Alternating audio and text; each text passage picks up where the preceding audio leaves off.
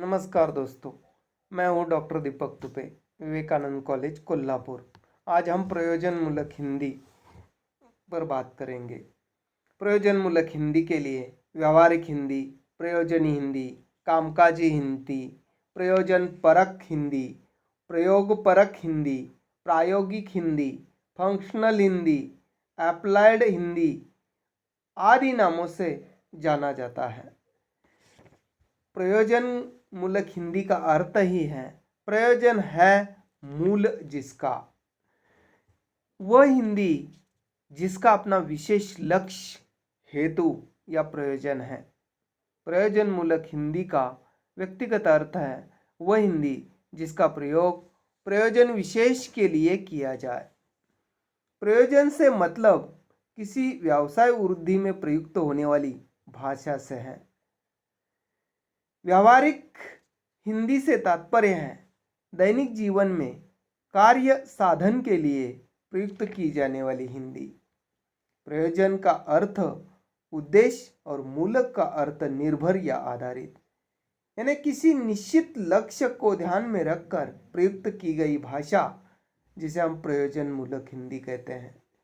भाषा का वह तथ्यपरक अर्जित सविशेष रूप है जिसका प्रयोग किसी प्रयोजन विशेष अथवा कार्य विशेष के संदर्भ में होता हो। प्रयोजन मूलक हिंदी वह हिंदी है जो उसके अध्येताओं को रोटी के साथ जोड़ देती है और युग जीवन के संदर्भ में यही उसकी बड़ी उपयोगिता है। प्रयोजन मूलक हिंदी के विविध उद्देश्य, उसमें से पहला उद्देश्य है हिंदी की व्यावहारिक उपयोगिता से परिचित कराना, यानी व्यावहारिक जीवन में हिंदी का क्या उपयोग है। जैसे कि हम देखते हैं कि पर्यटन हो या कानून हो, चिकित्सा हो, इसी प्रकार व्यावहारिक क्षेत्र से जोड़ने वाली ये हिंदी है। स्वयं रोजगार उपलब्ध कराने में युवाओं की मदद करना, यानी आज हम देखते हैं कि फ्रीलांसर, यूट्यूबकार, चिट्टाकार, कंटेंट राइटर, ये जैसे स्वयं रोजगार के नए जो अवसर उपलब्ध रोजगार के हो रहे हैं, तो उससे अवगत कराना प्रयोजन मूलक हिंदी का उद्देश्य है। विविध सेवा क्षेत्रों में युवक युवतियों को सेवा के अवसर उपलब्ध करा देना, रोजी रोटी की समस्या हल करने में छात्रों को सक्षम बनाना, इस दृष्टि से पाठ्यक्रम तैयार करना आदि कार्य प्रयोजन मूलक हिंदी के हैं।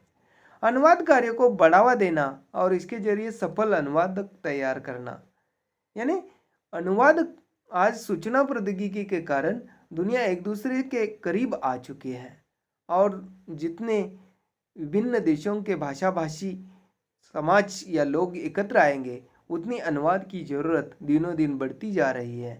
तो उस दृष्टि से अनुवाद कार्य को बढ़ावा देना और सफल अनुवादों को तैयार करना, ये भी इस प्रयोजन मूलक हिंदी का उद्देश्य रहा है। कार्यालयों में प्रयुक्त होने वाली हिंदी भाषा का समग्र ज्ञान प्रदान करना, कार्यालय में प्रयुक्त जो भाषा है वो पत्राचार की भाषा, वो अलग भाषा होती है, तो उसको अवगत कराना भी इस हिंदी का महत्वपूर्ण उद्देश्य है। दफ्तरी भाषा की पारिभाषिक शब्दावली बनाना और उसमें कौशल हासिल करना, यानी दफ्तर में कामकाज में जो प्रयुक्त होने वाली जो पारिभाषिक शब्दावली है उसमें महारत हासिल करना, तकनीकी भाषा की पारिभाषिक शब्दावली तैयार करना और उसमें निपुणता प्राप्त करना। तकनीकी और दफ्तरी भाषा में प्रयुक्त पारिभाषिक शब्दावली जो है वह एक प्रकार से काम में आसानी लाने के लिए, और जो नया शब्द आता है वो कौन से लिंग, वचन और कारक के अनुसार ढाला जाए, उस दृष्टि से यह पारिभाषिक शब्दावली महत्वपूर्ण है। साक्षात्कार, वार्तालाप, संभाषण आदि विषय ज्ञानात्मक कौशल्य के विकास हेतु प्रयास करना, यह भी इस प्रयोजन मूलक हिंदी का महत्वपूर्ण उद्देश्य रहा है। शिक्षण, प्रशिक्षण आदि के माध्यम के रूप में हिंदी अध्येता छात्रों को सक्षम बनाना, यानी हालांकि प्रयोजन मूलक हिंदी का उद्देश्य ही है प्रशिक्षित कराना। जनसंचार के साधनों के अनुकूल बनाने हेतु हिंदी को विकसित करना, हिंदी को जनसंचार के माध्यमों में ढालना, ये भी इस हिंदी का प्रधान उद्देश्य रहा है। राष्ट्रभाषा के प्रचार एवं प्रसार के दायित्व का निर्वहन करना, यानी राष्ट्रभाषा को ज़्यादा से ज़्यादा लोगों तक पहुंचाना, उसका प्रचार प्रसार करना और राष्ट्र तथा राष्ट्रभाषा के प्रति अपनी अस्मिता जीवित रखना या अस्मिता जागरूक करना, ये भी प्रयोजनमूलक हिंदी का महत्वपूर्ण उद्देश्य रहा है। सामाजिक तथा राष्ट्रीय आवश्यकताओं की संपूर्ति करना, ये भी प्रयोजनमूलक हिंदी का महत्वपूर्ण उद्देश्य रहा है। ज्ञान विज्ञान के क्षेत्र में चरम विकास करना, यानी जितना विकास हो चुका है उससे आगे ले जाने के लिए ज्ञान और विज्ञान की नई नई शाखाएं विकसित करने के लिए इस हिंदी का महत्वपूर्ण उद्देश्य रहा है। वैश्विक संदर्भ में अपने देश की भाषा का सम्मान करना, उसकी प्रतिष्ठा रखना, यानी उसे उसका अधिकार दिलाना, उसका सम्मान कर उसे वैश्विक मंच पर स्थापित करना, यह भी प्रयोजनमूलक हिंदी का महत्वपूर्ण उद्देश्य रहा है। प्रयोजनमूलक हिंदी के विविध रूप एवं उपयोगिता, उसमें कार्यालयी हिंदी, प्रशासनिक हिंदी, वाणिज्यिक हिंदी, विधिक हिंदी, कानूनी हिंदी, वैज्ञानिक हिंदी, इसी प्रकार विभिन्न रूप हम देखते हैं। कार्यालय हिंदी का अर्थ है कार्यालय के काम में आने वाली हिंदी। प्रशासनिक यानी प्रशासन क्षेत्र में जिस हिंदी का प्रयोग किया जाता है उसे हम प्रशासनिक हिंदी कहते हैं। वाणिज्यिक हिंदी यानी वाणिज्य क्षेत्र में जो व्यावसायिक क्षेत्र है उसके काम में आने वाली हिंदी। और विधिक और कानूनी यानी अदालत या न्यायिक कामकाज में उपयोग में आने वाली हिंदी। और वैज्ञानिक यानी विज्ञान के क्षेत्र में जो आविष्कार होते हैं और वहाँ जो काम में आती है उस हिंदी को हम वैज्ञानिक हिंदी कहते हैं।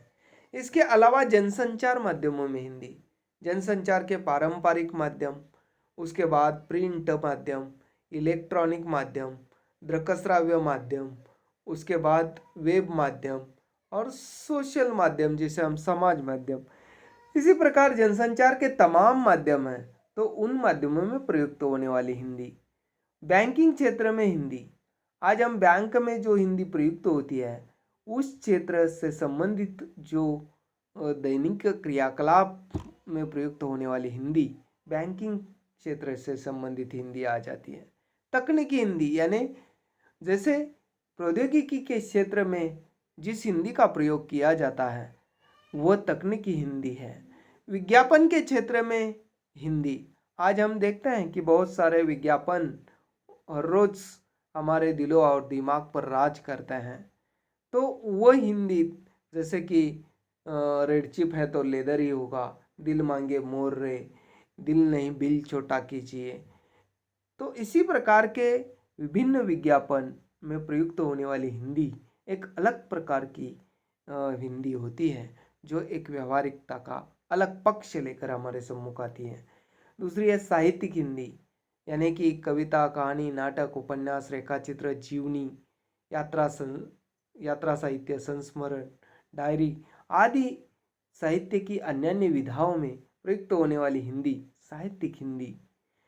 और व्यावसायिक हिंदी, हम जिस व्यावसायिक क्षेत्र की बात करते हैं उसमें हर एक व्यवहार से जोड़ने वाला, व्यवसाय से जोड़ने वाला जो क्षेत्र होता है जिसे हम व्यावसायिक या व्यावहारिक हिंदी कहते हैं।